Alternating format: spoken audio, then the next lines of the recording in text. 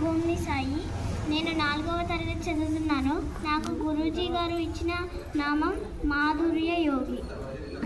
నేను ఇప్పుడు శ్రీరామ రక్ష శ్లోకం చెబుతాను.